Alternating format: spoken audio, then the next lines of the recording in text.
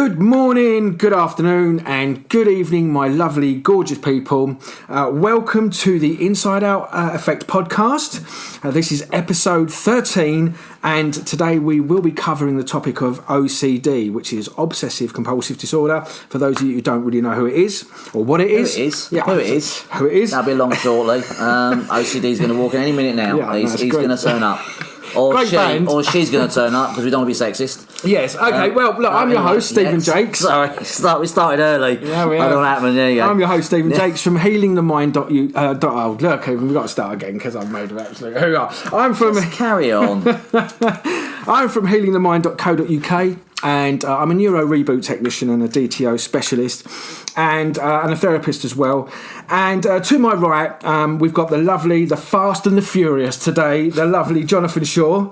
And now Jonathan is the founder of the DTO system and is also founder of the Inside Out Effect project, which I'm work with him with. And he's also the author of the book, Decoding Pain, the chronic blueprint to emotional blueprint to healing chronic pain. You are never going to get your badge if you don't get that right. I will never give you a medal if you don't get that right. 1 week. That's all I want. 1 week. Just get it right. Yes, and so he's the author of that book.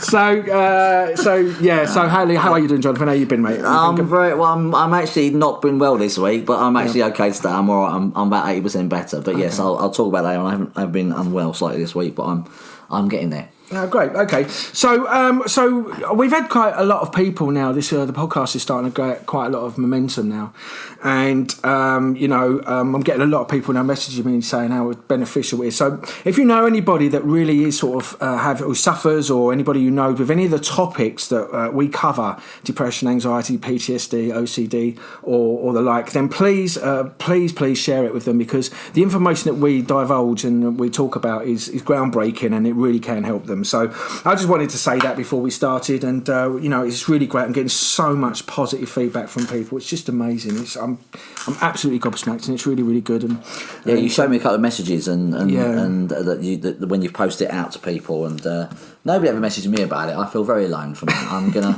go and DTO myself later on that, because no one ever messaged me and told me how great the podcast is. I did. You did. Yeah, that's you're all I hear from, basically. I know. No, anyway. So basically, how's your week been, mate? And let's get to it. How's your week been? Well, it started off really well, and then I went into repair on Wednesday morning. For those of you who don't know what repair is, that's what traditionally people call illness. Illness is not illness; it's a repair phase. It's your body healing itself. I have spoken about that. If you're listening to this for the first time, it's actually a repair phase when you're unwell. And so I was throwing up on Wednesday morning and had pain and everything, and I know what caused it. So I spent the next couple of days clearing it, because that's why I view illness and disease. I view it as a shock that happens. I know what the shock was, so I went to working through that and clearing it, and so I recover much quicker than a lot of people. Most people, they end up ill for a week or so with something like that, with a cold or a flu, because I basically had flu symptoms. I was aching all over, I was sick, throwing up, I had pain, my energy was gone, I couldn't move on that first day. But by the second day I was moving around, my pain had gone, my energy levels were just low. So it's much easier once you know what the shock is and you can switch it off. It's much easier to recover from things in a faster time period. Oh, you've done that to me in the past as well, so I can validate that. Yeah, it's a much quicker way to.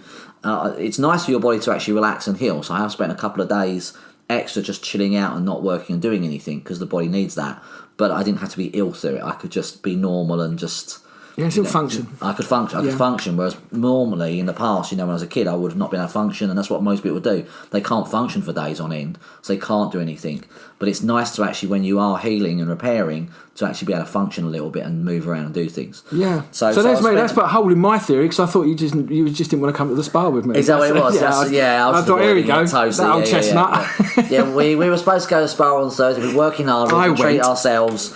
And I couldn't go because I just wasn't fully functioning on Thursday to do that, and Steve was very gutted and disappointed. He missed me dreadfully. I did miss you dreadfully. I did miss you. and But I still went, and I had an absolutely brilliant time. It was so lovely and relaxing. So yeah, and I was at home very jealous, and I switched it off as well with DTO while I was laying there doing nothing. So that's good, and I'm about 80% better. So I'm excellent. That's really good to see you back on Saturday, so we can do this. Yeah, it's good to see you back on back to your fighting weight again, so to speak. And so my fighting weight. Yeah, well, I'm not a boxer. Yeah. I'm not coming out. Are you sure? I'll sort of be middleweight. I don't really know much about boxing. What I mean, middleweight, I'm lightweight. I'm a bit of a lightweight, really. You're a bit of a lightweight. Right. So, have you had any good results with any of your clients in the last week or so? Well, actually, not a recent client. I actually just got I've had lots of good results with recent clients, but I had a message from someone today. Actually, someone phoned me and left a message. It's a lady I treated many years ago with CRPS, chronic regional pain syndrome. And she'd had chronic regional pain syndrome for about 17 years when she found me. For those who don't know what chronic regional pain syndrome is, it affects your joints, your nervous system, and also the skin as well, I believe. It affects 3 different parts, and I can't remember exactly what parts it, but 3 different parts of organs at the same time. And this affects this lady's wrist on the left side, all the way up her arm, into her shoulder, into her neck. And she had tried multiple traditional therapies to the point where she had what they call a stent fitted, which is an electrical device which they actually put under the skin. They actually put it under the skin, and it goes at the base of your back, and it numbs the signal up the nervous system, up the spine, to where you're getting the pain. She had 2 of these put in. One didn't work, so he took that one out, put another one in, and that kind of worked, but she still was in pain, but it reduced it, and she couldn't do barely anything. And this lady couldn't cut her own food when she went out. Her husband had to do it. She couldn't hold her both kids' hands when she went out with them. Sad, isn't it? That for her was tragic. She couldn't hold both kids' hands when she walked down the street. She couldn't ride a bike. She couldn't swim because it was just too painful. And eventually, what happened? She ended up with sciatic pain down the right side of her leg. And then she finally came to me. Tried loads of therapies. Nothing really worked. So she sort of lived with it. Came to me, but for me to be able to fix sciatic pain, I had to fix the CRPS as well. And so we spent a good 9 months working through this with her. And her arm was also bent, and it was rigidly locked at the elbow. It was bent inwards, and she couldn't straighten it. And we spent a long time clearing the shocks and clearing all the trauma out of the system. And her arm completely straightened.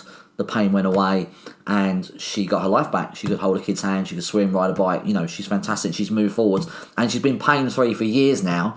Not using the machine, because you can switch the machine off, and the machine has been dormant, the stent has been dormant in her body for a good 4 or 5 years now, whatever it is. And she called me today saying that she's finally got the operation to take it out. Wow. But she's taken her so long to do that because everyone she's been to is so gobsmacked.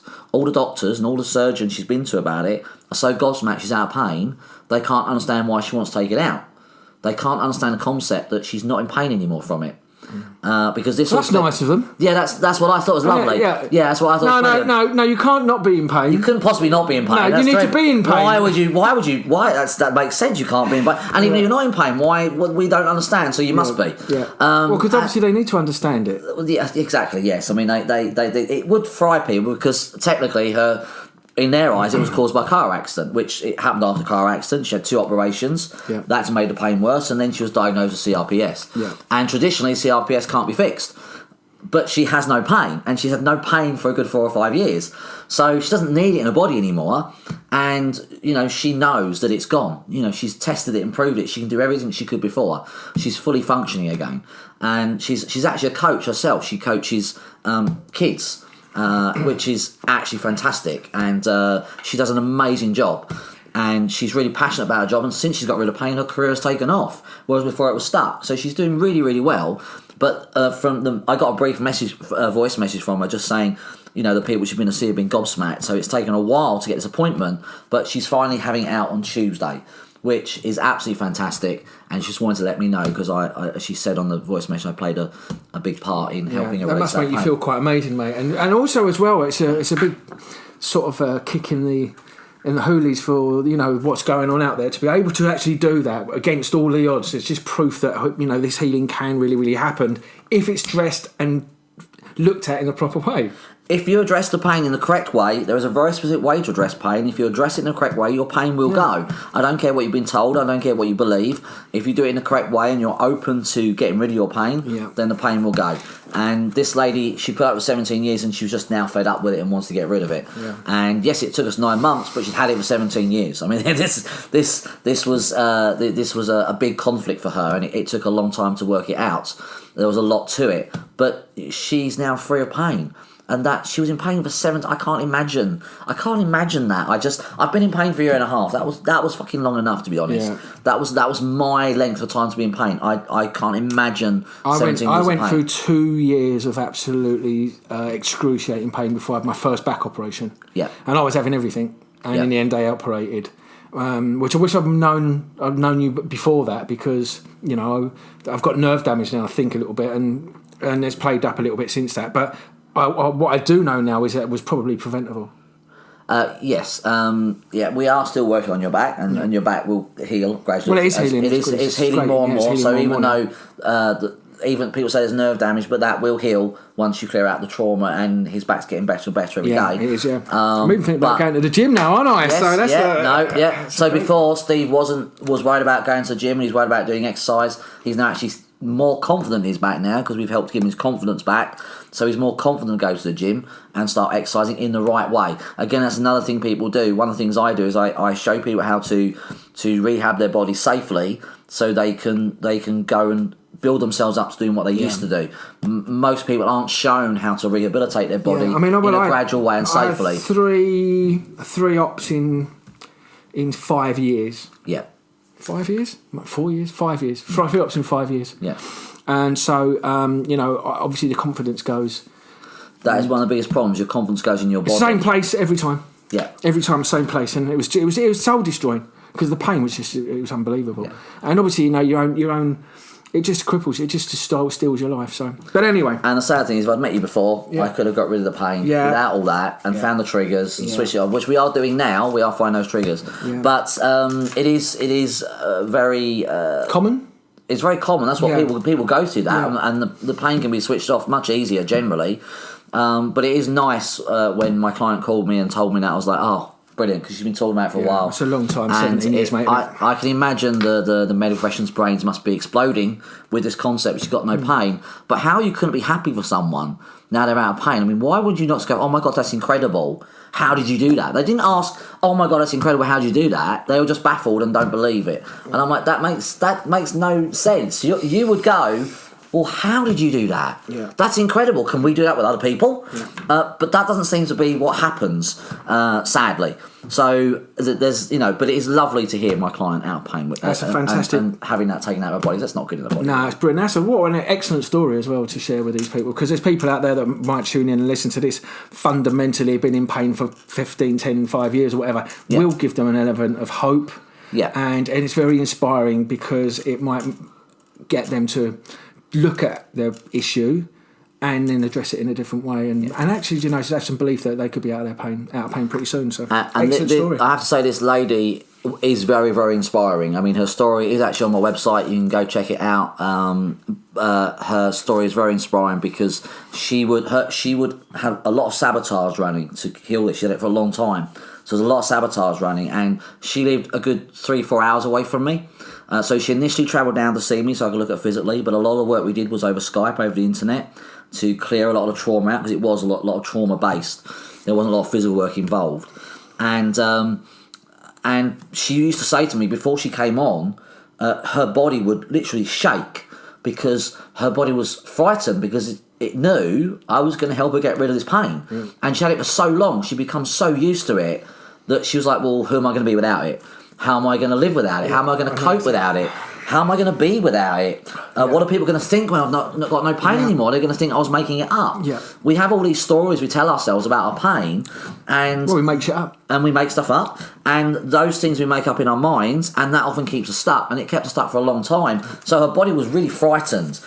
But because she's a coach herself, she understands that. She understands the unconscious mind, and she was able to fight that to get on with me so we could do the clearing. Yeah, but she did say, a lot of people do sometimes, because if they've got a lot of stuff I have to fight it to get on with you. You have to fight it. Well, you don't have to. You could just tell me, no, Jonathan, I don't want you today. In a really but you're right, they do fight it too. They do fight it. You fight. And I've even thought things myself. I had a similar thing this morning, but we'll get to that in a minute. But. Yeah, exactly. So she's very inspirational, because she's now a very successful coach for kids, to teach them to deal with their emotions and their thoughts, and she loves working with kids and teenagers, and she's very, very good at that. And her business taken off since she got rid of pain. Her life has completely changed, and she's very inspirational, and she's a good Sounds friend. like a truly amazing lady, really. She really is a lovely lady, and she's brilliant at what she does. So if you're listening, well done. That's fantastic, and I hope you carry on to inspire many other children and other people with your stories. So, yeah, excellent. Lovely news. Great. Cool. And Steve, how's your week been? Busy. Busy? Yeah, really busy.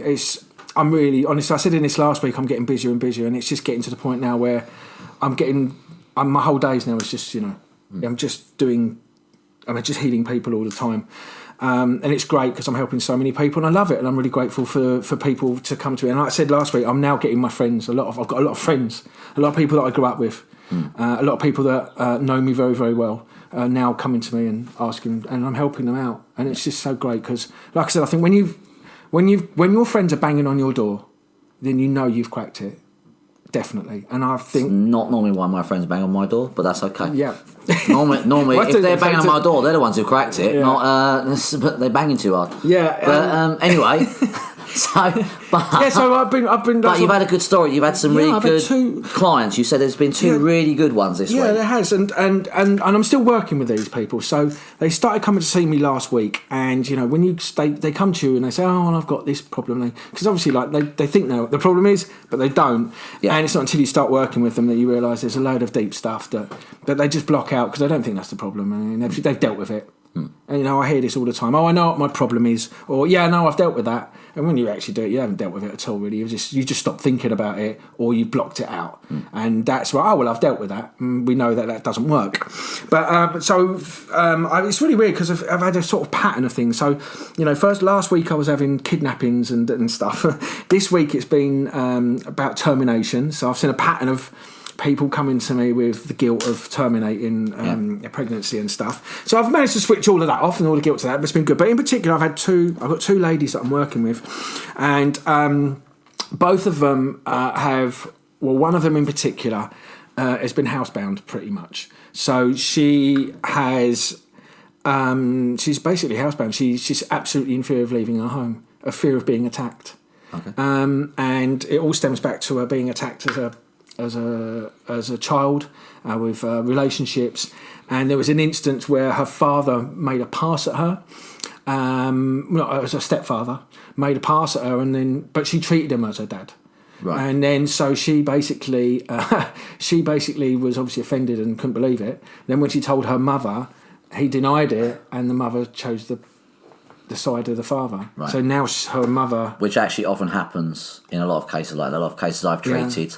The child feels alone and not listened to because the mother. Yeah, but this was actually an adult. Yeah, this was actually as an adult. He done it as an adult, and she was an adult. Right. So and that screwed her up. Yeah.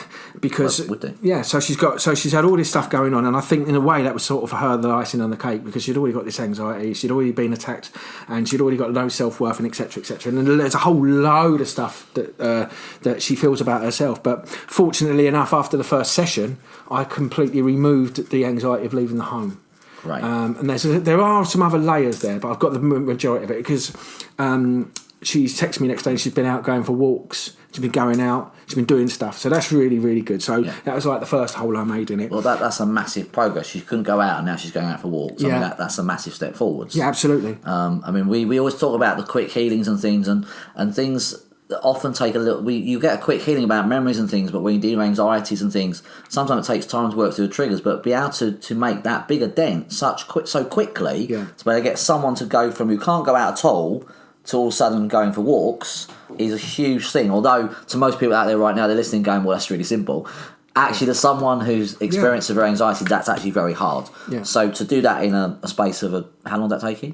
I think I'd done that in about 35 minutes. Wow. So to do that in 35 minutes is quite incredible. Yeah, it was 35 minutes. That was. And explain the way you did it, because you did something slightly different, didn't you? You went after something different with this. Yeah, absolutely. So what happens is generally we go after the belief, or we'll go after the three main responses: guilt and shame, the alone response. But on this occasion, this woman stored this response as a feeling or a sensation in her body. Yeah. And so at first I was having real trouble. I just was really trying. Every time I went to the response and tried to switch it off, it was like, no, it's still there. It's still there. It's not going. It's not going. I'm like, oh. And fortunately enough, I'd done a bit of work with you on myself a little while ago, and it was the reason I was getting pulled back to a certain response is because of a sensation. And so I sort of worked out that that's what was going on. So I asked her, and she said, oh, it's here. I've got this really pain in my stomach.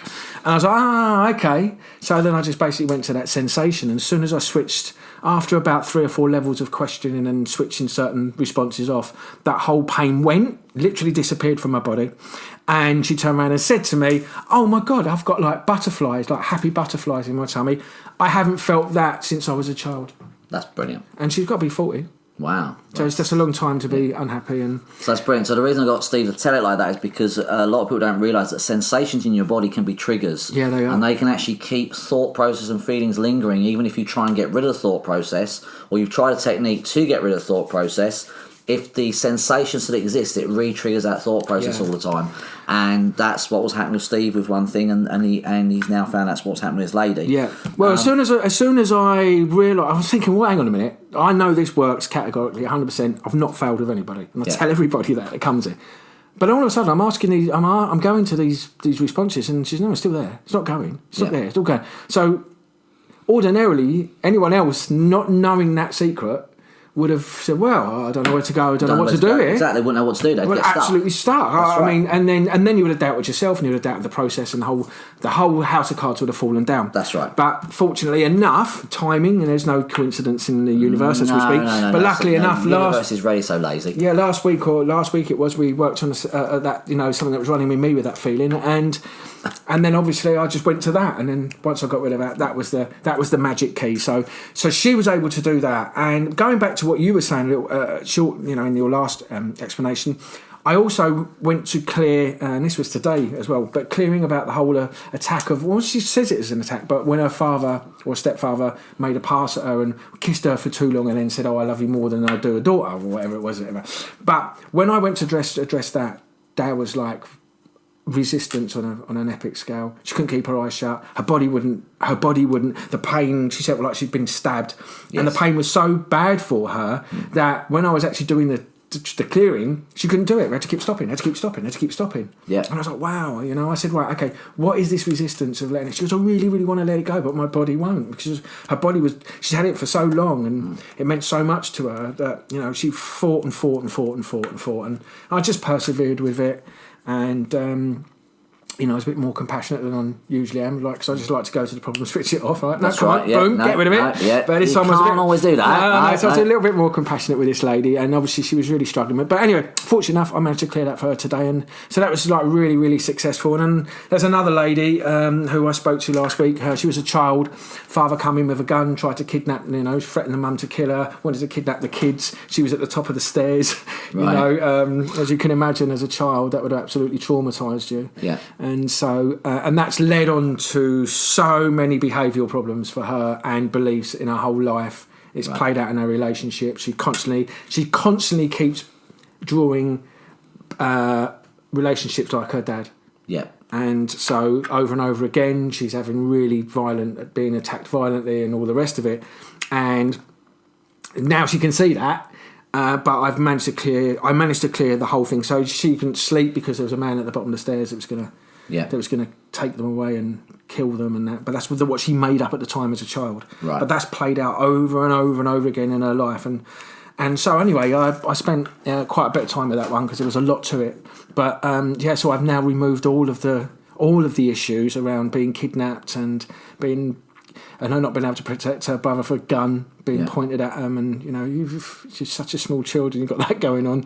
That's going to traumatise you. Yeah, exactly. But she believed. But hang on, she just believed though that it was normal and it was just part of her growing up, and so she'd gone through life thinking, things like that happen. It's just normal. That's who I am, and didn't want to make a big deal out of it. And because actually, she's an amazingly energetic, really bubbly, optimistic girl. I love working with her. She's really great. But she just normalised it. Well, that's what a lot of people do. They do normalise their lives. People normalise what they've gone through. They normalise what they've experienced. They normalise who they are. And the irony is that's not who they are. No, it's not. It's nothing to do with who they are, but they've made it a normal part of their life. And because they don't talk about it with anyone, they don't know anyone else has gone through the same thing, or they just feel that it's there and it can't be. You don't need to do anything about it. No, yeah, exactly. But this goes back to what I said in the last podcast about this is the thing. Is that we normalise stuff, and these get hardwired neurologically. The emotions and the memories get hardwired neurologically. But the problem is that when we get triggered unconsciously and we're not aware of them, we get those feelings of those events without consciously accessing them, and those feelings come up. What we're doing over and over again, repetitive, and I see this in everyone, is they're just making up shit. Oh, it's happening because of this and happening because of that. And the problem is as soon as you keep making up shit and making up things when you have this feeling, the problem is you nail that as a belief. Yes, that's right. And you're just now adding to the problem. Yeah. You're now adding to the problem, and you're behaving in a way which is just basically something you've made up. And the problem that is society then fuels that, because society then says, well, it's those things as well. Yes. And you're drawing those things that you think it is from what you've been told by your parents, or what you've seen on TV. Or go on Google and read. Google, so you're drawing what you think it is from what you've heard or seen before, and so you're then distracted from the actual problem. So because you've been brought away from the problem in your mind, you can never find the root of the problem. Yes, exactly. And so you end up staying stuck. Yeah. And I see that we see it so many times. I see it with people in pain. I see it with people suffering with mental health. I see it with people suffering with money blocks or relationship things. They're so busy making up or believing what they've been told is the cause, or what they've heard is a cause, rather than going inside themselves and going, well, wait a minute, what's inside me that's created this? Yes. And that's all we got to do. That's all we're trying to say. Out of everything that we do, our whole message is... Stop making up shit! Well, yeah, but our whole message is that whatever's happening is inside of you. Yeah, it is inside and it's being created by what's inside of you. It's not your fault. We're not blaming you. Yeah. It's not something that can't be changed. It's just there's something inside of you that's causing the problem. Yeah, whatever it is. It's just the emotional response to an event. Yes, generally. It can be stemmed from an event. So there's a response in you from somewhere in your life that is now creating your life situation, whether it's pain, whether it's mental health, whether it's relationship issues or money blocks or bad shit keeps happening, whatever it is, somewhere inside you there's a response that's causing it. And all you have to do is find a response and switch it off. You don't need to spend money on external things. You don't need to spend money on lots of exercise and nutrition and diets. Yes, if you want to do those things, great, but it ain't necessarily going to solve the emotional response inside of you. That's what you've got to solve. Feel good. It makes you feel good temporarily. I see it constantly. People are constantly trying to do something outside of them to solve something that is so obviously an internal response. Yeah. And the other thing is sometimes things aren't obviously internal. But to me, in my experience, and I've been doing this 20 years, to me, everything is the internal response. Literally everything. If someone names something to me, they got a problem, if they allow me, I'll find their internal response that's creating it. Even things they don't think can be creating it. That's how law of attraction works. Yes. So I treat so many people and they have so many weird reasons why they've got the problem, but I always know there's an internal response that's driving that. And that's all you have to look for. Yeah. Once you get that, you can then solve any situation in your life. Yeah. Once you stop blaming something external, you can look inside yourself, and then all you need, once you've got the response, is a way to switch it off. Yeah, and the other thing as well is that, you talk about relationship issues, and sometimes we stay in relationships we shouldn't do for the same reason, because we feel guilt and shame that we don't want to leave them because we don't want to hurt the kids, and it's all done for the wrong reason. So we end up staying there. Now, I know several people right now in that situation that I've heard that are basically lying to themselves. They know that they shouldn't be there, but they're staying there, and they're doing it because, obviously, for the guilt, because they don't want to leave. But the problem is that if you're doing that, you're the pain that you have, that you must be putting yourself to wake up every day to know what's happening. You're not happy in a relationship with, and it's going to affect the kids. The kids aren't stupid; they sense it. So stop. But the problem is the guilt and your shame of what parents might think or your friends might think if you was to leave, or this, that, and the other. There's so much going on, but our problem is that it's also that response inside of you that's keeping you there. The sad thing is, some people don't know. Yeah. So some people are aware of it. So yeah, you're absolutely right. Yeah. I know people like that. Yeah, I know loads of people. They've even admitted it to me, and I'm like, well, what? Yeah. Why would you want to do that with your life? I mean, it's insane. Because there's so many emotional responses around it. There's so much fear and worry, and then the shame and guilt kicks in, which is underneath the shame and worry. But some people aren't actually aware of those things. They're in relationships and they're not happy, but they're not aware why. They're not aware that it's wrong. They've normalised it. They've normalised it and gone, oh, this is what it's like. This is what life's like. Yeah. And we just don't believe that's what life is like. We don't believe categorically you should be. it's not. No, it's not. We've learned that it's not through our work and through doing DTO. We've learned that's not what life is like. And don't get me wrong, me and I'm Steve still learning. Yeah, and so am I. We're not perfect. We're still switching things off that we couldn't switch off before we had DTO because the techniques we're using weren't working. But the more we switch things off, we realise life does not have to be the way we've been told life has to be. Yeah. Life does not have to be the way we've learnt life has to be through our own experiences. Life can be whatever we choose to make it. And we learn that more and more every single day, and our clients see that more and more every single day as well. So it is about the inside and hence the inside-out effect. It's the inside-out effect. That's exactly what it is, and that is really our main message. So great. Well, look, I think that's really good. Yeah. That's our half an hour up of talking. That was a half. I was trying to condense it. I was trying to make it small. It never happens. Ever did it happen. 30 minutes. We always get carried away. 30 minutes of waffle. No, it's really good. But I think the stuff that we're talking when we freely talk about this stuff, and because it is free flowing, it's not scripted or anything. And I think we actually are able to address probably what generally most people are dealing with or having to handle, or what's in their environment every day, and it's real life. This isn't, this is not us sitting down here saying, right, well, if you've got this, switch off this, you've got this and that. It's we're trying to be as realistic and in real to real life as possible. I think and hopefully the conversation we have about things like that sparks something in somebody, and they go, "Oh, well, that's me." That's me. Yeah. Well, they resonate. I showed you the message earlier on from. That's right. You did. You said someone said, "Oh my God, that was so me" from our last podcast. Yeah. And our conversation does resonate and trigger people off, and they become more aware. So that's why the conversation's so important. Great. Okay. Well, look, that's a great waffling half hour between Stephen and Jonathan, and so we're going to move on to the main body of the podcast, which is what I normally say, so I'm going to say it again. And this week we've decided, this was the viewer's choice, by the way. Yep. So thank you for those that sent us your requests. And so we've decided to do OCD. And so what we're going to do is we're going to discuss it in detail, what causes it, how to heal it, how to solve it, and what are the other symptoms that can happen with it. So we're going to go to the traditional viewpoint of it. We've taken this information from the NHS website. Yep. And so what we're going to do is we're going to talk about it, discuss it, dissect it, and actually probably give a bit more clarity on what OCD is and exactly how we can heal it and solve it. So I'm going to pass over to you, Jonathan, so you can start with the traditional viewpoint of OCD. Okay, so as Steve says, we've taken it from the NHS website, and the traditional obsessive compulsive disorder is a common mental health condition in which a person has obsessive thoughts and compulsive behaviours. And that's basically what OCD means.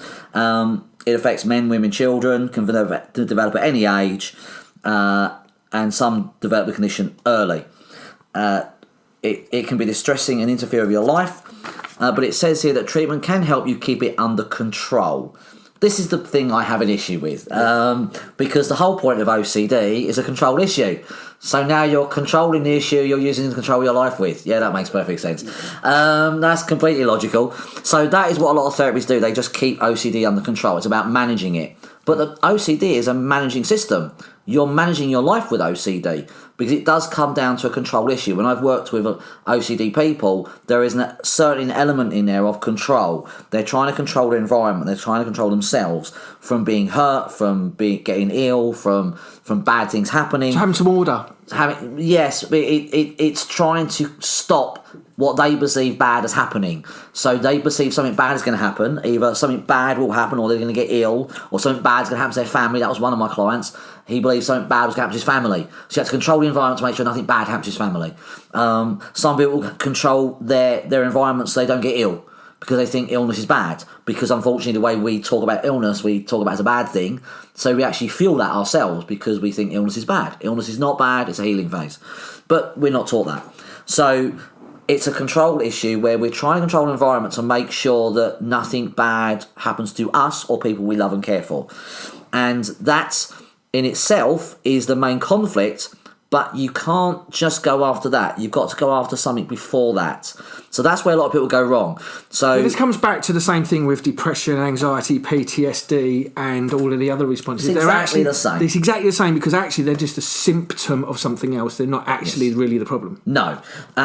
I will say OCD will seem a little bit more complicated to a lot of therapists because of the way it exists, and also because of the actual logical insanity of it. So I'm not putting anyone down, but logically, even a person who has OCD knows what they're doing is nuts.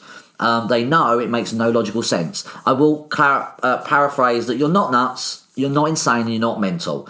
But we can logically see, even someone who has OCD knows that what they're doing doesn't make sense, but they can't stop themselves doing it. That's why it's compulsive. It's compelling them to do it. Yeah. And in fairness, a lot of addictions are like that as well. You're compelled to do something. You're compelled to take the action, or have that food, or have that cigarette, or spend that money. You're compelled to do it. It's a very similar thing. That's a driver. There's a driver inside you.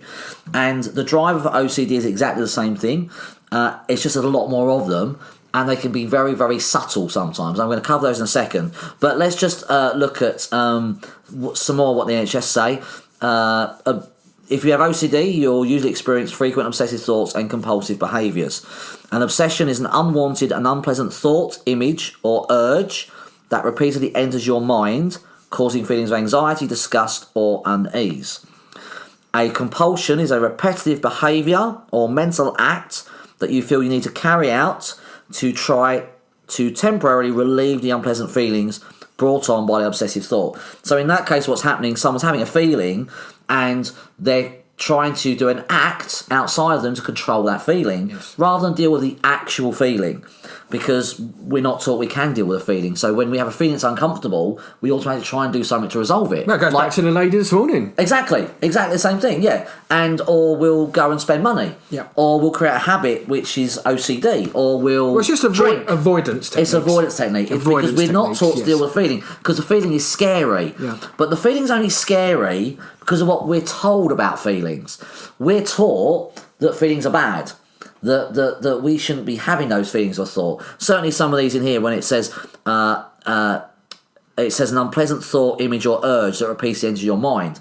Some thoughts can be quite dark for people, especially when they have depression. They can be dark thoughts. And there are multiple dark thoughts, and we don't need to go into what those are, but those dark thoughts can scare people. I've had perfectly healthy, sane people come to me and they've started having dark thoughts, and I've switched those dark thoughts off. It frightened the crap out of them because they've never had them before in their life. And that's how they start. Someone's never had them before, they get dark thoughts, but they're not lucky enough necessarily to know someone like me or someone like you can switch it off.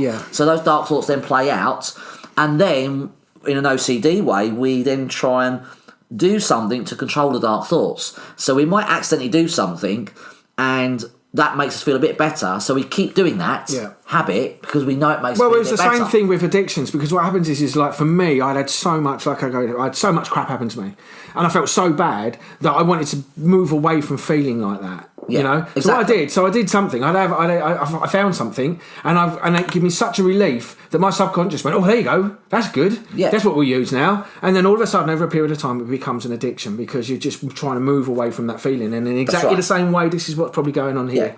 And that's a typical NLP term, I believe, that you move away or to feelings or responses. So people often move away from the negative emotional response.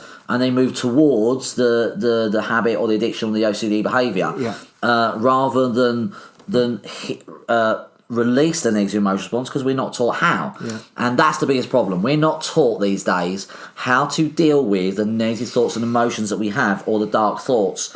We're taught they're set in stone, you can't erase them, you can't remove them. And we're almost taught that they're real things, and they're not real things. They're complete nonsense. The thoughts and feelings we have are rubbish. Yeah, exactly. And the other thing as well is that that feelings are just feelings. Yes. And the problem that we've had in society is we've given them labels. Yep. And now we've distinguished this feeling, which is a good feeling, and what is a bad feeling. That's and right. Psychologically now, when you just have this feeling and it's just a feeling, and all of a sudden it's sort of a weird one, and we've given it we've made it bad. We've labelled it bad, and now categorically it's a bad feeling, and now we want to move away from it. That's right. So Steve's absolutely 100% correct. We've labelled feelings as bad or good, and so now. So when we get them, we think they're bad. We think they're bad, and we're even taught. Oh, you're a bad person. You feel like this. Oh, you shouldn't feel like. You should know better than that. You should be a better person.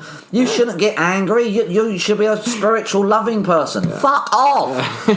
That's insane. Yeah. We are human. But I will go to say that they are all learnt responses. Yes, they are, yes, but there's nothing wrong with if someone pisses you off, they've pissed you off. What's wrong is if you carry that pissed off feeling for the rest of your life. Yeah, or act on that. Or act on it, yes, if you act on it and then you do something to piss them off, now you're just fueling the situation. Yeah. That's not healthy either, but you also shouldn't hold it in and ignore it. No, I agree with that, because that's the double-edged sword of that. People do one of two things. If someone pisses you off, they either come out fighting and act on it, or they suppress it. Yeah. They don't actually have a way to deal with it and release it and switch it off, which is what you should be doing.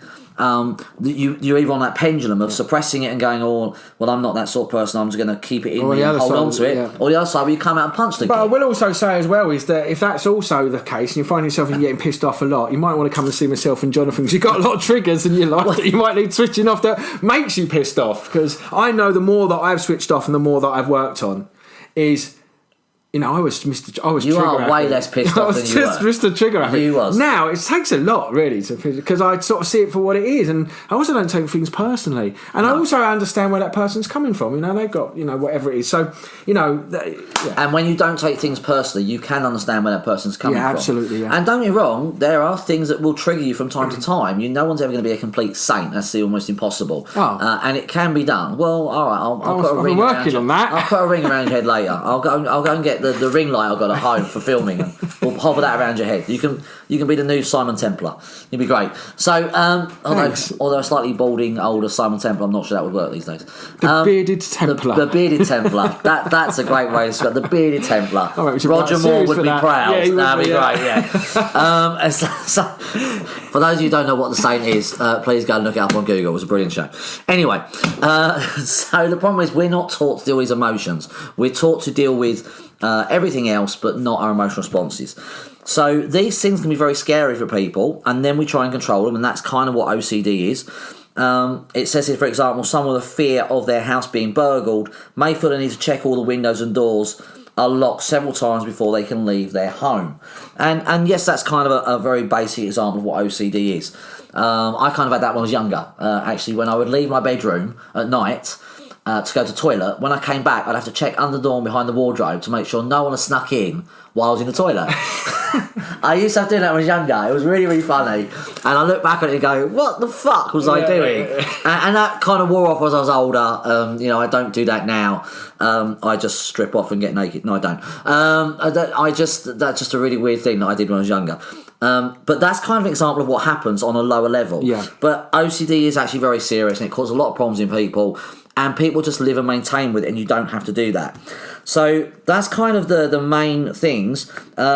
It says here there's nothing to feel ashamed. It says a lot of people feel ashamed or embarrassed about getting treatment for OCD. And if that is true, you don't need to feel ashamed and embarrassed. Like, a lot of people think they are nuts and crazy. You're not nuts and crazy. Although I've said logically what we people do is nuts. Like I said, what I did when I was younger was nuts. I can see that logically. Yeah. But I was having an emotional response. And I've treated a lot of people with OCD, and they know what they're doing is crazy. But don't be ashamed about it. There's nothing wrong. A lot of people have it, and a lot more people have it these days because of what people go through. And it can be switched off. You just need to know what to switch off. So we're going to cover that in a second. It lists the type of things that can help. It says CBT and visit your GP. But there was one particular statement here which made me chuckle, and I've got to find it. No, it was here. It was this one here. Look. What was it? Was it said? Was it on this piece? No, it was about keeping it under control. I can't find it. But there was a sentence that really made me chuckle. It was all about just keeping it under control and controlling it with the therapies, and that's all they really want to do. I can't find it. Don't worry about it. All therapies that are listed here are just designed to keep it under control, and we don't want to do that because it is about control in the first place. I actually think I mentioned it earlier on. So we want to switch OCD off. So what do we do to switch OCD off? Well, going after thoughts and feelings is not going to help. Chasing that won't help. You've got to find the triggers. As we discussed in lots of podcasts before, the trigger is the most important thing. What happens is you have a trigger, you then have a thought or a feeling, then that creates a behaviour. I'll say it again. You have a trigger, that then creates a thought and a feeling, and then you have a behaviour. So if you go after thought and feeling, that's in the middle. That's tricky. If you go after the behaviour, that's at the end. You've got to go after the start point, which is the trigger, and you've got to switch the trigger off. And that's what DTO basically does. But with OCD, there can be lots of little tiny triggers. I'm going to give an example from a client I treated. Lovely young man, came to me and he had a lot of OCD with anxiety around the home and coming home and bits and pieces. So his OCD, when he got home, would actually start when the bus dropped him off and he would walk to the top of his street. As soon as he saw the top of the street, that was a trigger. Just seeing the road down to his house, that was his first trigger. So we switched that off. Then his next trigger was seeing the gate as he walked up to it. So just seeing the gate was a trigger. The next response was actually opening the gate, and I actually think hearing the gate open was also a trigger for him. Hearing the creak of the metal gate opening was a trigger. And then the next trigger was seeing the front door of his house, and then hearing the door open. And one of his triggers was actually hearing the door close shut, and whether he had heard that or not. He'd have to check whether he'd heard that or not. And all these little things, all these little triggers, there's quite a few triggers, there's like 5 or 6 triggers, just that, getting from the top of his road into his house. That was like 5 or 6 triggers. And then there were triggers about upstairs and showering, and how he had a shower, and where he put his clothes. There were lots of triggers, and you have to switch each one off individually. And although each one created similar thought processes, you still had to switch each trigger off individually. It really didn't take that long. I think it took about 6 or 7 weeks to switch them all off, and then he felt much better, and the triggers weren't there anymore. And that means he's no longer behaving in an OCD way. That's right. You're no longer behaving that way because you don't feel you need to control. Yeah. And his biggest problem was that he felt that his family were something bad was going to happen if he didn't do these things. So there's this brilliant sketch on Friends. If anyone ever saw Friends, I love Friends, the American TV show, where Ross is at work and everyone's standing up in the canteen saying what they do, and some people stand up, and then this one person stands up and goes, I have to switch my light switch on and off 17 times or my family will die, which was very funny in the context of the episode, but it's actually true. That's what people have to do. I actually met someone at a party a few years back. Before I had DTO, I was just using tapping back then, and he had to flip the light switch off. So was it like being in a strobe when you were saying hello to him, was it? Yeah, he was just strobing across the kitchen like that. He was just running back and forth. He was a bit like the Flash, couldn't see him. But no, he had a light switch thing, and I didn't have DTO back then. I was just doing tapping, and I just tapped on that, and that brief moment, he didn't need to switch that light switch on anymore. Could you buy one? I would have started breakdancing in the kitchen floor. And the kitchen you started doing that? Yeah. Is that an OCD thing? Maybe. Switch the light on, you got to break dance. That could get really tricky. Yeah. But especially if you go somewhere. Yeah, I know. Were you the guy doing that in the middle of the road down Kensington High Street? That was you, was it? So anyway, so that would explain quite a few things. Yeah. Do you think we should switch that off for you? It'll explain why I do breakdancing. That randomly in public. Randomly in the middle, yeah. Even at my age. I'm impressed you can do it at your age. What are you on about? Well, no, I'm joking, folks. Age is not a barrier to that. You ageist. I'm very ageist, I tell you. So, OCD can have lots of triggers to it, and the trigger is the most important part of it. Yeah. Once you switch the trigger off, then the thoughts and the feelings stop. Trying to go after thoughts and feelings won't necessarily switch off the trigger. Yeah. Sometimes you can find memories where someone's had a memory of something bad happening. But that's not necessarily taking care of all the triggers, because the triggers are learned over a period of time that if I do this, as you said earlier on, that controls the feeling. Yeah. They're not always attached to memory in this case. Yeah. So they're actually learned over a period of time. So it's no good just switching off the memory. You've got to find the triggers as well. And the easiest way is just to switch off the triggers, because sometimes the memories with OCD are very obscure.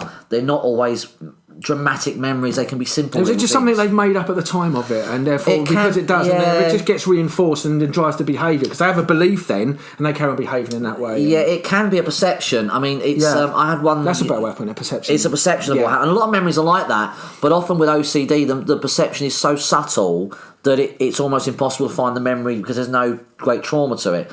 I'll give you an example. I had a lovely 15-year-old girl come and see me once. And before she came to me, she had OCD very badly, really badly, to the point where if there was a mushroom on the floor, she couldn't put her foot on the mushroom even with a shoe on, right? It was that bad. And she had an OCD about her health and germs and things. And when she came to me, I sat her down and said, because obviously she's a teenager, and when parents bring teenagers to me, or kids or people, they don't always want it resolved. And there's always some kind of secondary gain involved. But the parents want it resolved. So I sat her down and said, look, there's often a secondary gain involved. If you don't want to heal that, I can't help you. Are you okay with that? If you want to get around it, I can. But if you don't, I can't. And she was really nice. Said, yes, I really want to get rid of this. She'd been to a psychologist, been hypnotherapy, been to loads of things. Nothing touched it. So there's a shocker. Well, yeah. So and if those things work, that's great. But I often see people when they haven't worked. We treat people that haven't worked. So I saw this girl for the first time, and we worked purely on that mushroom thing, on putting a foot on the mushroom. Within that hour, that lovely young girl went from not being able to put a foot on a mushroom to eating mushrooms that night. Yeah. She actually ate them for dinner. So she couldn't touch them with her foot, with a shoe on originally, but an hour later, she could eat them for dinner. Unfortunately with her, the next week when she came back, because she had a secondary gain to hanging on to the OCD, and she was quite open about what a secondary gain was, ironically enough. She even told me and her mum she admitted it because it gave her attention. Because her sister was ill as well, and it gave her some attention. Right. So she openly admitted it, but she wasn't willing to get around it because she really needed that attention. Tragically, she'd been willing to get round of it. We could have switched that off, and she has still got the attention she needed and deserved and required in a healthy way. It's how she perceived it. Yeah, right, she perceived that she needed the OCD to get the attention, but if we'd switched that off, she'd have got the attention in a healthy way, and she wouldn't have needed to be OCD, because the OCD was actually wrecking her life. She didn't want the OCD, but the need for attention was the biggest driver. So that's why she did it. And then sadly, I couldn't help her after that, because she didn't want to get round the unconscious block. I can always get round the unconscious block, but you have to want to do it. And sadly, that person I couldn't help. But it shows you how quick we got around that trigger, that mushroom. And she was gobsmacked. No one better help her, and I think that kind of freaked her out a little bit because she finally met someone who was going to switch it off for her. Yeah. Whereas she needed the attention. She just was feeling unloved, and sadly, that's one of the biggest conflicts of why we do behaviours, because we try and do behaviours to get love. But that's not the way to get love. Yeah. And if we switch it off and switch off why we're not being given love, then we'll start getting love. Or the belief that there's a lot of the stuff that we make up. I'm not being loved. Nobody loves me. I mean, I had that running for a while after, because obviously, and I think I had a good enough reason why. But actually, it's not true. No, and now you let me sit there and play with your hair gently and stroke the back of your head, and you love it. Yeah. So, but before that, he wasn't attracting that to him, and he wasn't letting me do it at all. So, but no, Steve is right that we can make it up through not because we're making it up, but through experiences of life. It's the experience, the emotional experience at the time makes you feel that way. That's right. And because you feel that way, you then make shit up. You then make it up and make it worse in your mind. Why doesn't anyone love me? Yeah, exactly. Why am I never loved? Yeah. And we go to this conflict in our brains. Yeah, and what we'll do is we'll use everybody hates me. Yeah, not everybody or everybody. Everybody hates me. Or no one understands no me. one, but no one gets me. When you actually drill it down, it's one person. Yeah, that's right. Yeah, to you, it's everybody. Yeah. You know, so. And we've all been there. I've been there as well. Yeah. Steve's been there. We're kind of making light of that. But that is I'm exactly not making light of it happens. because that's actually real. That is what happens. Yeah, it is what happens. And I have that with a lot of people. So when they come through with a response from me, so I might be clearing a depression. We'll go, well, what's that guilt? Well, I'm guilt because nobody loves me. Everybody's bad out there. Everyone hates me. And I go, right. Well, can I just? Is it everybody? Well, no, it's not everybody. No, it's actually Derek next door, right? But it's perceived as everybody. Yeah, we because do. That's just, everyone hates me. But actually, it's probably only one person. We dramatise it, don't we? Absolutely. We dramatise it in our minds. But that language, and this is sort of an NLP thing, but that language is actually what causes our problem. Because as soon as we make that as an acceptance, a subconscious acceptance or admittance, we actually think everybody hates me. That's But right. actually, it's not. No, it's just Derek or Mum or Uncle Dave or whatever it is. It's just that, and that causes a lot of problems in people because what we've actually done is we've taken one person and said it's everybody. Yeah, that's right. I had that. I used to do it myself with people. Not they hate me, but I used to think everyone is just horrible and bad and nasty. Exactly, they did hate me. I suspected all this time, and I cleared myself that last week. You've now put me back in there again. But I did. I had this about people that people were bad and nasty and everyone, and that's all I'd encounter all the time. Yeah. I would encounter bad people after a while. Just because a couple of situations happened where people were not so nice, I then blew that out, and not my dad as well, unfortunately. My dad always was going on about people and how they were bad and wrong. And because of that, I developed this program, and that's all I attracted. And as I clear myself and clear that out and clear my own perception of myself, which is where it really comes from, the more lovely people I meet every single day, kind, genuine, open, warm people. I'm loving it. It's just like, this is a new world for me. The last couple of years or 3 years, it's a brand new world for me, and I love it because everybody in my life is really, I can really give to them and they're giving to me, and it's not all about them and what they can gain and what they can have and what they can own and what things they've got. No. It's not a pissing competition anymore. It's just lovely, and it's really, really great, and I'm really grateful for that life right now. It's amazing. I'm constantly. Really I'm almost bowled over by people because I really did hate people at one point. I'm no word of a lie. I'm not really a bad person. Therapist who hated everyone. I did. A paradox of paradoxes. I loved helping people, but actually, and I loved my clients. But actually, people out there I hated. Yeah. I didn't like people. I didn't like what they did and the way they were. I had all these judgments, and I don't have that. I've not had that for a really long time. And the more people I meet, the more people who are just really friendly and warm. Yeah. But it was just a perception I was running that partly came from my dad and a couple of experiences that I had. Yeah. But that's what we do with OCD, and it's really interesting because we went earlier on. We was looking for that thing.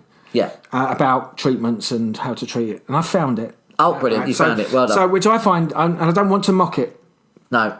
You don't want to? No, I don't want to mock it. Sounds like there's a butt in there somewhere. There's a huge butt. So do I? He's pursing his lips, desperately trying to hold that butt back. No. So here we go. So this is what it says on the NHS website. Right. There are some effective treatments. Right. Some effective treatments. Some for OCD that can help reduce the impact the condition has on your life, right? And it says psychological therapy, usually a type of cognitive behavioural therapy, CBT. Now, here's the thing. This helps you face your fears and obsessive thoughts without putting them right. That was it. That's what it was. That's it. Yeah, it helps you face your fears and thoughts without putting it right.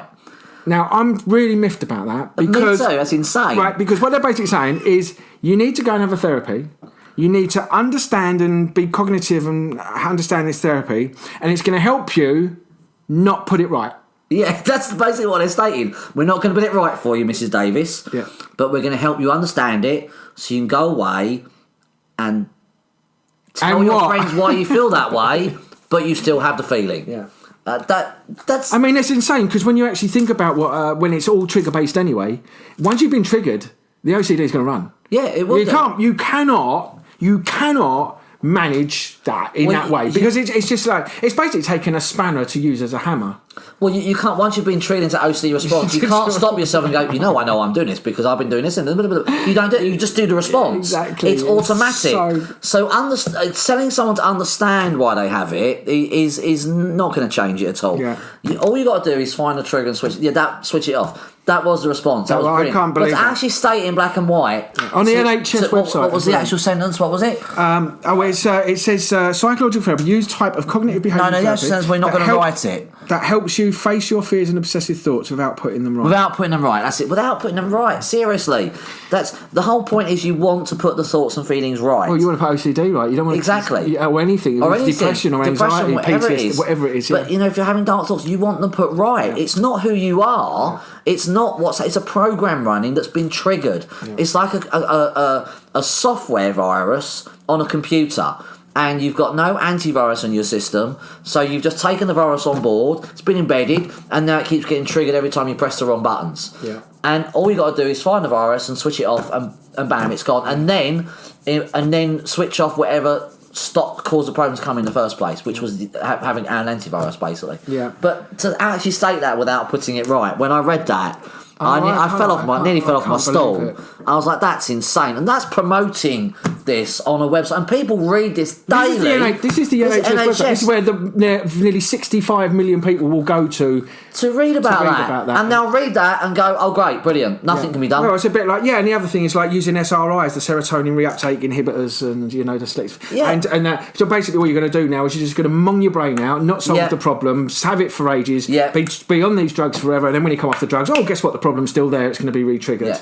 Yeah. Seriously, whatever happens to Hippocratic Oath? The Hippocratic Oath surely was, when doctors took that, was to care and compassion and solve the problem for people. Yeah. That was the oath, not to maintain and control it. And that really does.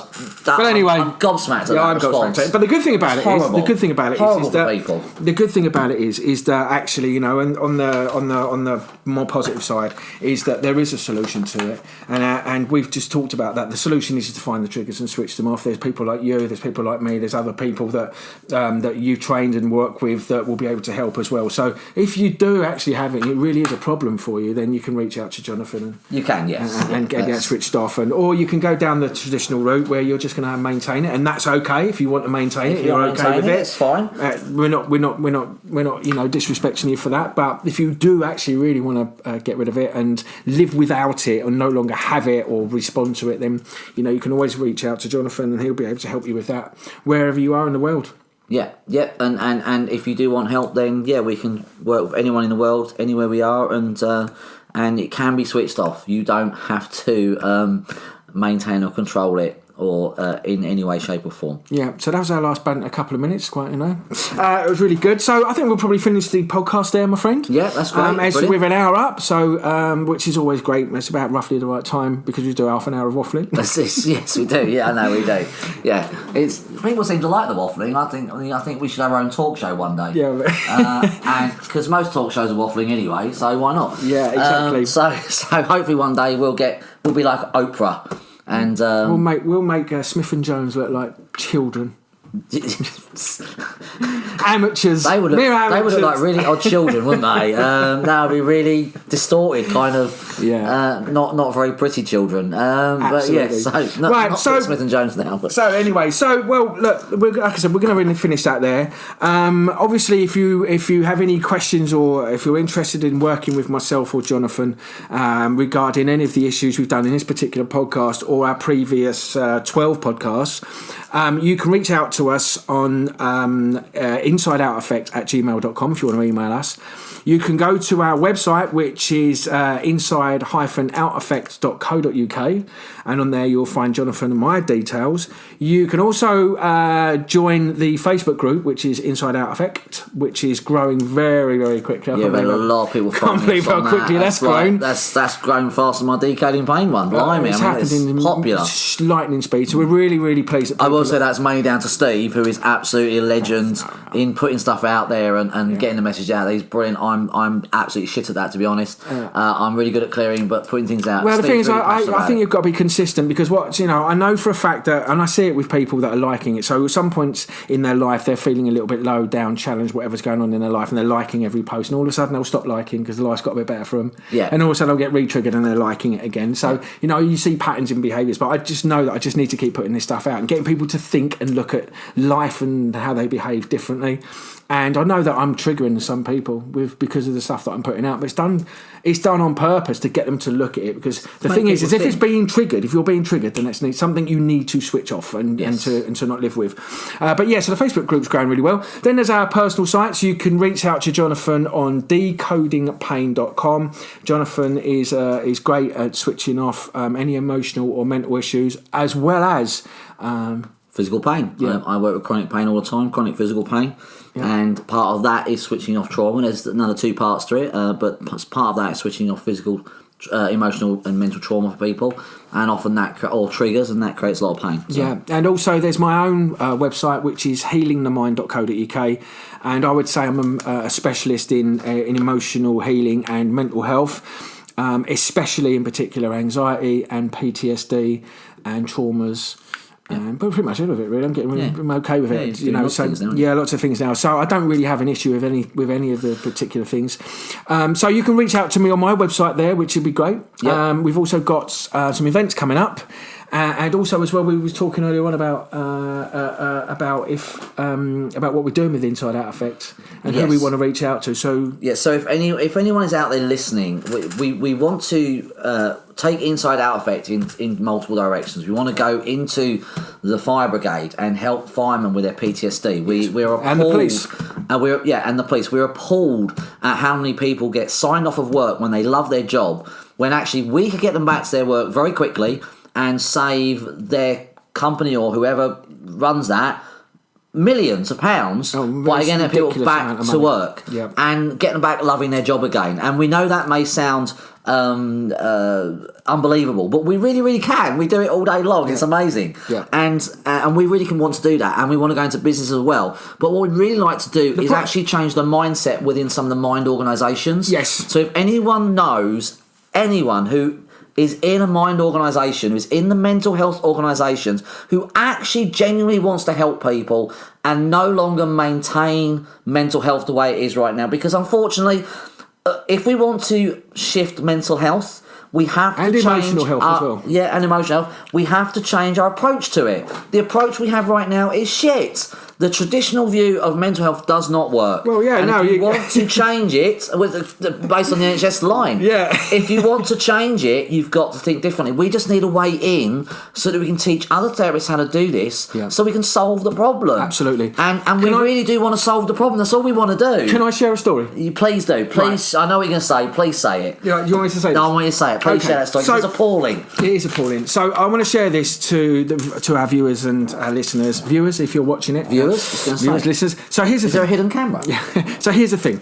There was a charity event recently in my local town where they had a whole load of stalls right down the centre of the high street. Okay. Yeah. And they was doing things all for mental health and emotional health and underprivileged children and homeless and etc. And it was all about that in that genre.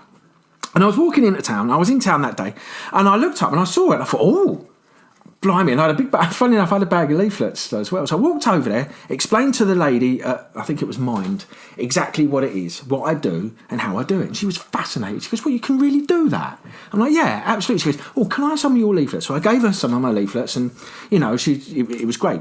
And I thought, "Oh, that's good." She said they're really interested. Funny enough, not heard anything from Mind at all. But anyway, so I went round the corner. I was thinking, "Oh, there might be some other ones." Went round the corner. There was another one called Think. I think it was called Think. I'm not 100% sure. You think it was called Think? I think it was called Think. Right. Yeah.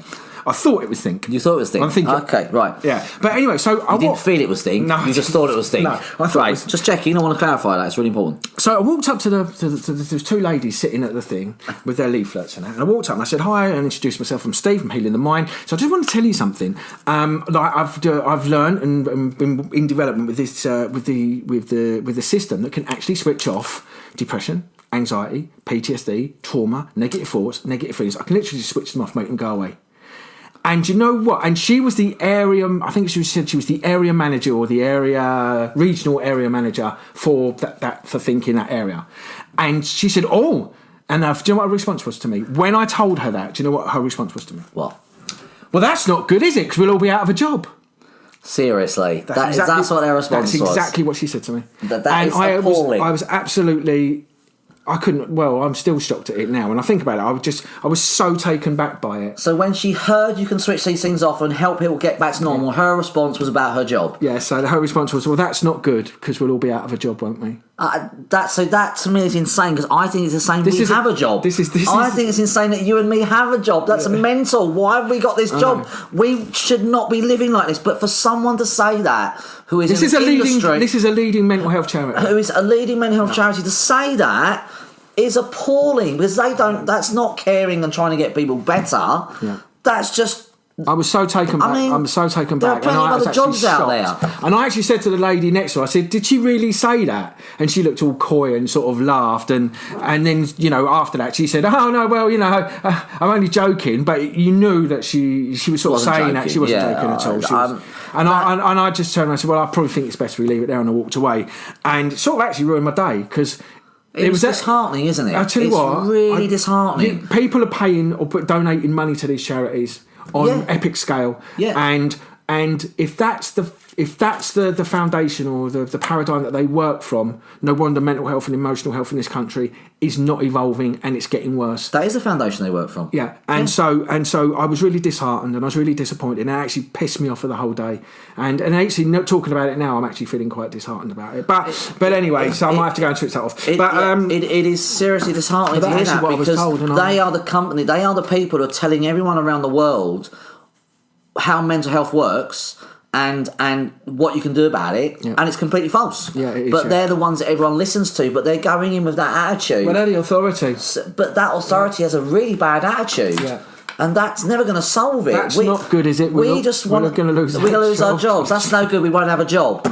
And that's brilliant if you don't have a job. That means that no one's suffering. They're not interested in it. That just proved to me that they've got no interest in actually... Well, I don't want to say they've got no interest in helping people, but it seems to me like, well, we're not really interested in helping people as long as we've got a job. As long as we've got a job, that's right. No, we can't have that. So I believe somewhere out there is an organisation that does want to get people better, that does want to change the way we view mental health, emotions and thoughts, and the way we want to help people. And we know there's someone out there. So if you know of anyone who does want to make a difference, who knows what they're doing is not working right now, and they're open to something, to witnessing something, trying something, letting us demonstrate for them, then drop us their details. Get us in. Because all we want to do is help more people, and we need someone who's got the balls to change the status quo, to change what people are being told, and look at something different. If Einstein said, if you keep doing the same thing over and over again, expect a different result, that's the definition of insanity. And that is what's happening in the mental health awareness arena. It's what's happening in the health arena, all told. But in the mental health awareness, that's what's happening right now, and it is insane, and it's so well, because I believe sad. My belief is it's wrong from the very, very, very top, and because it works its way down, that it's being taught to counsellors for whatever, that it's impossible and you have to manage and sustain it and it can't be done and it can't be done, it can't be switched off. And so because of that, from the top down, it's sort of flawed, and therefore they're closed off to it. And because they're closed off to it and because they can't do it, therefore they're closed off to actually being open to any particular evolution in that and being able to help. But that's...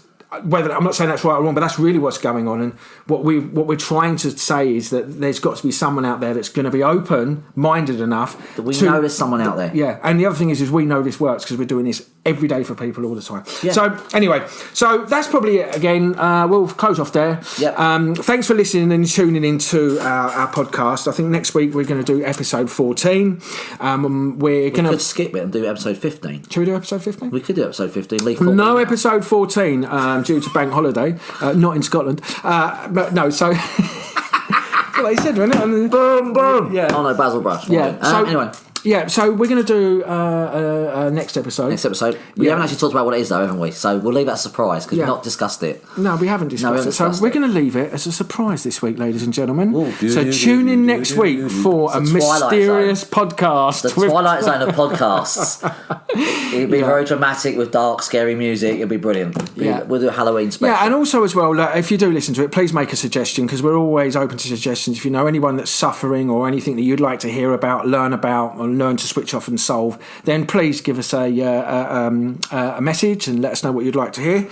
Until that, you got anything else to say? No, thanks for all your support. We're loving hearing all the feedback. It's great. We're glad you're enjoying it. Share it as much as possible. And I feel like an internet celebrity sometimes. I know, it's great, yeah. Although people don't recognise it. No, they see us today on our photos in black and white. The invisible internet. Yeah. But no, have a great week. Stay healthy, stay happy, keep smiling. And we'll see you next week. Yeah, and for me as well, have a really great week, people. And we look forward to speaking to you on our next episode. So goodbye, guys. Cheers.